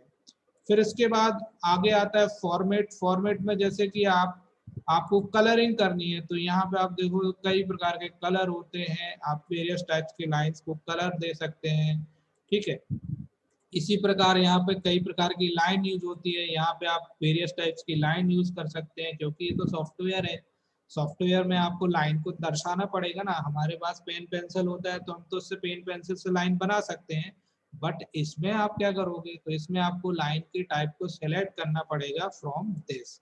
सो यहाँ पे वेरियस टाइप्स की लाइन होती है, जैसे कि आईएसओ लाइन है आपकी, है आपकी आपकी 1 आवर्स लाइन है, आपकी बॉर्डर लाइन है, आपकी स्मोक लाइन है, आपकी centre line, dash line, dot line, divided line, hidden line, phantom line, objects tracking, और भी बहुत सारी जिग जैग। जैसे किसी को रेलवे ट्रैक बनाना है तो यू कैन यूज दिस, ठीक है। तो यहाँ पे आप उसको सिलेक्ट कर सकते हो लाइन को बनाने के बाद। ये सब चीजें अपन आगे पढ़ेंगे ना। फिर ऐसे करके आप लाइन वेट, मान लीजिए कि आपको कोई लाइन बनानी है और उस लाइन की मोटाई देनी है, थिकनेस देनी है, तो you can use as a millimetre and you can use as a inch. यहाँ पे आप देखो तो यहाँ पे ये सारी चीजें दिख रही हैं। तो यहाँ पे 0.0 mm इज टू 2.11 mm के रेशो पे भी क्या हो रही है, ये आपकी क्या हो रही है, यहाँ पे वो हो रही है, लाइन की थिकनेस हो रही है, ठीक है। तो ये हम क्या कर सकते हैं, सेट कर सकते हैं एज पर नीड, ठीक है। और ऐसे करके आगे अपन चलते हैं, तो यहाँ पे आप स्केल देख सकते हो, मैंने आपको बताया है। जैसे मेरे को चाहिए भैया हमारा स्केल 1:1 की जगह 1:100 हो जाए, तो हम इसको 1:100 कर सकते हैं, और 1:500 भी कर सकते हैं, और बढ़ा भी सकते हैं और घटा भी सकते हैं। तो स्केल फैक्टर यहाँ से चेंज होता है। फिर ऐसे करके अगर मैं बात करूँ आगे, फॉर्मेट के अंदर हमेशा समझ लो कि क्या होगा, उसकी एडिटिंग समझ लो, है ना। जैसे टेक्स्ट है, तो टेक्स्ट को हमको, जैसे अपन ने कोई ड्राइंग बनाई, तो ड्राइंग जब अपन बनाते हैं तो भैया उसकी टेक्सटिंग करनी पड़ेगी ना, वो कैसे हाइट पे रखना है, कितना लिखना है उसको, टेक्स्ट कैसा रखना है, एनोटेशन फॉन्ट कैसा लेना है आपको। तो ये टेक्स्ट स्टाइल की पूरी सेटिंग जो है वो कहाँ पे आएगी, वो टेक्स्ट के अंदर आएगी। फिर ऐसे करके डायमेंशन होता है, तो ये कहलाता है डायमेंशन। मान लीजिए कि उदाहरण के लिए यहाँ पे एक ड्राइंग बनी हुई है, यहाँ पे आप देखो, यहाँ पे कुछ ड्राइंग सेटिंग बनी हुई है, ये एंगल शो कर रहा है, ये इसका रेडियस है, ये इसकी लेंथ है, ये इसकी लेंथ है, ये इसकी लेंथ है। तो इसकी एडिटिंग यहाँ से होगी, मॉडिफाई के अंदर से होगी, है ना। तो मॉडिफाई में अगर अपन ऐसे क्लिक करते हैं, तो ऐसे करके आप देखेंगे तो यहाँ पे देखो वेरियस टाइप्स के यहाँ पे लाइंस वगैरह आएगी। जैसे कि सिंबल एंड एरो, ये सिंबल दिख रहा है, ये सिंबल एंड एरो कहलाते हैं, इसकी सेटिंग करना है। टेक्स्ट ये कहलाते हैं टेक्स्ट, तो इनकी सेटिंग करना है। फिर प्राइमरी यूनिट, अब आपकी जो ड्राइंग है वो किस में बनेगी, मिलीमीटर में बनाएगी कि इंच में या फीट में, तो वो सेटिंग आपको यहाँ से करनी पड़ेगी। ऐसी लाइन की सेटिंग, अब जैसे कि ये लाइन में अपन ने क्लिक किया, यहाँ कलर है ना, तो अपन ने कलर, हम चाहते हैं कि हमारी जो लाइन की सेटिंग वो हमेशा कलर में बने, हमारी जो डायमेंशनिंग लाइन है वो हमेशा कलर में बननी चाहिए। उसके लिए हमने इसको क्या किया, यहाँ रेड कर दिया। फिर सिंबल एंड एरो, मान लीजिए कि हमको ऐसे एरो नहीं चाहिए, हमको चाहिए कौन से, हमको चाहिए आर्किटेक्चर टिक, तो देखो आर्किटेक्चर टिक पे आ गया। मान लीजिए कि हम जब ड्राइंग बनाते हैं और हमारी जो ड्राइंग का साइज है, मतलब हमारी जो डायमेंशन एरो है वो छोटे हैं, तो यू कैन यहाँ से क्या कर सकते हैं, हम साइज बढ़ा सकते हैं। और अगर बड़े हैं तो यहाँ से आप साइज को क्या कर सकते हैं, घटा सकते हैं, बढ़ा सकते हैं, जो भी चीजें हैं यहाँ पे वो भी, ठीक है। फिर अगला आता है टेक्स्ट। टेक्स्ट क्या होता है, जो मैंने बताया ये टेक्स्ट। अभी हमको टेक्स्ट पे भी कलर देना है, हम टेक्स्ट की कलरिंग चाहिए, चाहते हैं ग्रीन कलर की, तो हमारा जो हमारी डायमेंशन है वो ग्रीन कलर में शो होगी, तो अपन ने उसको क्या किया, ऐसे कर दिया, ठीक है। और फिर आता है फिट। फिट में भी अपन कुछ एक चेंजेस कर सकते हैं, जैसे इस पे आप क्लिक करेंगे ना, तो ये देखो चेंज वगैरह होते जाएगा। नहीं करना तो आप नहीं कर सकते हैं। फिर आता है अगला मेन प्राइमरी यूनिट। अब यहाँ पे देखो यूनिट का फॉर्मेट क्या दिया हुआ है, जैसे कि आप देखेंगे यूनिट का फॉर्मेट डेसिमल दिया हुआ है, इसका मतलब है कि आपकी ड्राइंग किस पे बनेगी, एमएम में, सॉरी एम एम। यदि डेसिमल नहीं है और आपको ड्राइंग बनानी है किसमें, इंच में, किस पे बनानी है, तो you have to change into decimal into ENGI NEERING, ठीक है, इंजीनियरिंग में करना पड़ेगा। तो यहाँ पे देखो यूनिट फॉर्मेट डेसिमल है, मतलब एमएम में बनेगा। अगर मैंने इंच इंजीनियरिंग किया तो देखो प्रिसीजन में भी ऑटोमेटिकली इंच और फिट बन के आ गए, और यहाँ पे भी इंच और फिट बन के आ गए। जैसे सिविल वाले जो स्टूडेंट है, जैसे उनको कभी कभी ड्राइंग, उनको मैक्सिमम ड्राइंग फिट में ही बनानी पड़ती है, तो उनको यहाँ पे अपनी यूनिट के चेंज करना है, यूनिट फॉर्मेट के अंदर जाके इंजीनियरिंग सेलेक्ट कर लेना है, नॉट आर्किटेक्चरल। आर्किटेक्चरल में भी यही आएगा, but you have to use engineering for making your drawing if the format is inch and feet, ठीक है। तो प्रिसीजन में देखो, यहाँ पर प्रिसीजन क्या होता है, अभी अपन ने चर्चा करी थी कि भैया हमारा जो है ऑटोकैड वो अप टू 8 डेसिमल तक की एक्यूरेसी के साथ ड्राइंग बनाता है। तो यहाँ पे अगर प्रिसीजन अपन ने किया 0, तो आपने मान लीजिए कि उदाहरण के लिए आपने 100 mm की एक ड्राइंग बनाई, तो आपकी 100 mm की ड्राइंग 1 यूनिट कहलाएगी, प्रिसीजन 0 होगा। बट अगर आपने ड्राइंग बनाई 100 सॉरी यहाँ पे फिर से बनाता हूँ, अपन ने ड्राइंग बनाई 100.0058, तो ये 4 डिजिट की जो वैल्यू है वो गायब हो जाएगी, फिर वो वैल्यू आपकी नहीं आएगी। तो यहाँ पे प्रिसीजन का बेस है, यहाँ पे आप वही प्रिसीजन देंगे जितना आपको चाहिए। तो आपको 4 डिजिट तक के चाहिए तो यहाँ पर 4 डिजिट ले लो, 2 चाहिए तो 2 ले लो, ऐसे करके आप यहाँ क्या कर सकते हो, प्रिसीजन को सेट कर सकते हो। और इसके बाद अपन क्या करते हैं, ओके कर देते हैं, फिर इसको सेट कर देते हैं, इसको क्लोज कर देते हैं, ठीक है। फॉर्मेट के अंदर और भी हैं, जैसे यूनिट है, ये भी मेन हो गई। जो अभी हमने यहाँ चेंज किया था, जो अभी हमने, भैया 5-10 मिनट और दो, आपको जाना है तो जा सकते हो आकाश झा जी, 5 मिनट और दो, क्योंकि लेक्चर को वापस से यूज नहीं करना है मुझे, तो फिर से नहीं देना है, फिर मैं क्लासेस ही लूंगा। आप लोग 5-10 मिनट और देंगे तो मैं पूरा फिनिश कर दूंगा। आपको कॉन्सेप्ट क्लियर करने के लिए ही मैं इतना प्रयास कर रहा हूँ, नहीं तो मैं ड्राइंग डायरेक्टली बना के आपको सिखा दूंगा, ठीक है। तो 5 मिनट और दीजिए, 5 से 10 मिनट, अभी इसको खत्म करते हैं फिर। तो अपन कहाँ जाते हैं, अपन कहाँ पे थे, ये फॉर्मेट के अंदर, ठीक है। तो ऐसे करके यूनिट और चेंज करनी पड़ती है, यदि ड्राइंग डेसिमल पे बनानी है तो डेसिमल लेके प्रिसीजन आप 0 कर दो, इसको ओके कर दो, तो ये सेट हो जाती है, ठीक है। फिर इसके बाद टूल्स आता है, टूल्स के अंदर यहाँ पे बहुत सारे टूल्स होते हैं, जो कमांड लाइन आपको बताई थी वो यहाँ पे भी है, वर्क स्पेस यहाँ पे भी है। टूल्स के अंदर टूल बार, ये लिस्ट है टूल बार्स की, ये टूल बार की लिस्ट कहाँ से लेके आते हैं टूल्स, तो जितने में राइट क्लिक है वो अभी यहाँ पे डिस्प्ले पे क्या है, सेट है, ये सब क्या है डिस्प्ले पे सेट है, और इनका यूज हम करते हैं आगे। तो टूल्स को अगर लाना है तो how to access the tools, just click on the tools and tool bar and AutoCAD and click on the name of the tool bar. किसी भी टूल बार वैसे क्लिक कर लेंगे वो आपके डिस्प्ले पे शो करेगा, ठीक है, जैसे ये आ गया। और if you want to remove from tool bar, just click this X, this is the remove point, और अपन इसको ड्रैग भी कर सकते हैं आगे पीछे, जैसे मुझे ये नहीं चाहिए तो मैंने इसको भी ऐसे कर दिया, यहाँ से इसको ये नहीं चाहिए तो ये भी कर दिया, और हम यहाँ से भी इसको रिमूव कर सकते हैं।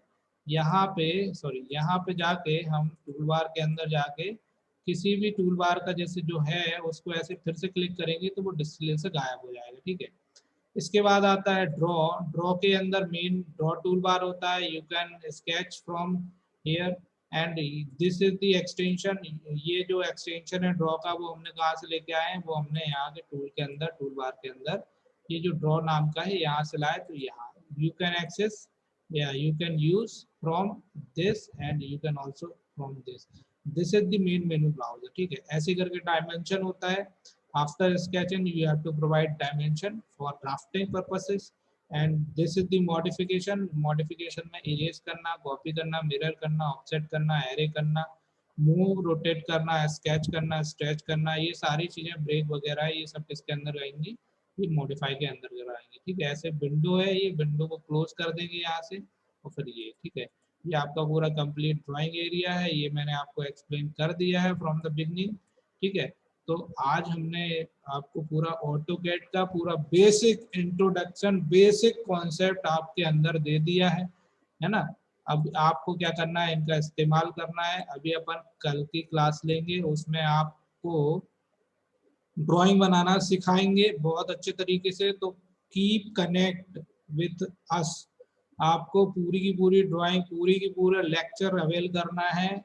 ये मत सोचना कि यूट्यूब पे मिल जाएगा, मैं यूट्यूब पर डालूंगा ही नहीं अगर आप लोग ऐसा करेंगे तो मुझे चाहिए आउटपुट, क्योंकि मैं काफ़ी मतलब मेरा पर्सनल इंटरेस्ट है कि आप लोगों को सिखाऊं, और आप लोग सीखेंगे तो नो डाउट आपका ही फायदा होना है। हम लोग टीचर लोग हैं, हम लोगों को तनख्वाह मिलनी है, सरकार हमको सैलरी देगी, आप लोग पढ़े ना पढ़े हमको उससे फर्क नहीं पड़ता, लेकिन फर्क आपको पड़ता है।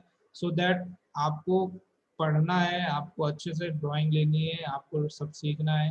केवल सर्टिफिकेट मात्र से काम नहीं चलेगा, अगर इंडस्ट्री पे चाहिए तो आपको स्किल आना चाहिए, है ना। तो आज के लेक्चर को अपन यही समाप्त करते हैं। आप कमेंट में, मतलब व्हाट्सएप के कमेंट में क्वेरी डाल लेना, क्या क्या प्रॉब्लम आई, क्या क्या मिस्टेक आई और क्या इम्प्रूवमेंट हो सकता है, तो वो सारी चीजें अपन बताएंगे। अच्छा, अपने माइक को अनम्यूट कर सकते हो अब, और मेरे से बात कर हेलो सकते हो। जिनको जाना है वो जा सकता है।